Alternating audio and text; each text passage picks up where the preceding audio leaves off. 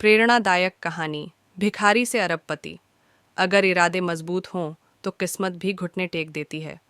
मुंबई की सड़कों पर एक 14 साल का लड़का फटे पुराने कपड़े पहने मंदिर के बाहर भीख मांग रहा था। उसका नाम अजय था। जब वह 10 साल का था, एक दुर्घटना में उसके माता पिता की मौत हो गई। उसके रिश्तेदारों ने उसे घर से निकाल दिया और वह सड़क पर अकेला रह गया। भूख से बेहाल उसने रेलवे स्टेशन पर बचे हुए खाने पर गुजारा किया, कूड़ा बीनकर पैसे कमाए और कभी कभी भीख भी मांगी।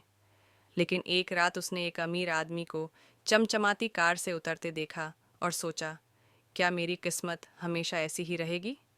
स्टेशन के पास एक छोटी सी किताबों की दुकान थी। अजय को पढ़ने का बहुत शौक था, लेकिन किताबें खरीदने के पैसे नहीं थे। उसने दुकान वाले से कहा, अगर मैं आपकी दुकान साफ करूं तो क्या आप मुझे रोज़ एक किताब पढ़ने देंगे? दुकान वाले को अजय की लगन पसंद आई। उसने उसे किताबें पढ़ने दी।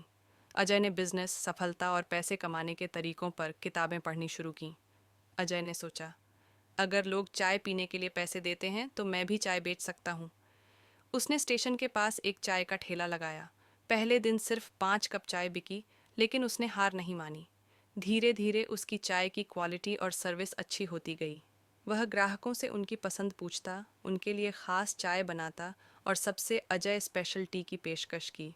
उसकी चाय मशहूर हो गई और लोग दूर दूर से उसकी दुकान पर आने लगे।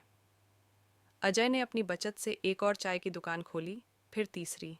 कुछ ही सालों में उसकी चाय की चेन पूरे मुंबई में फैल गई। अब वह सिर्फ एक चाय वाला नहीं था, वह एक बिजनेसमैन बन चुका था। फिर उसने होटल और रेस्टोरेंट का बिजनेस शुरू किया। देखते ही देखते उसका ब्रांड अजय टी हाउस पूरे भारत में फैल गया। जो लड़का कभी रेलवे स्टेशन पर भीख मांगता था, आज वह कई हजार करोड़ की कंपनी का मालिक था। जब उसकी कहानी टीवी पर आई तो वही रिश्तेदार जिन्होंने उसे घर से निकाला था, अब उससे मिलने आए।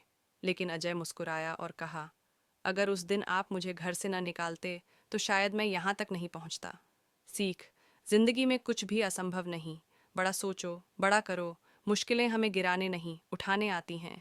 हार सिर्फ वही मानता है जो कोशिश करना छोड़ देता है।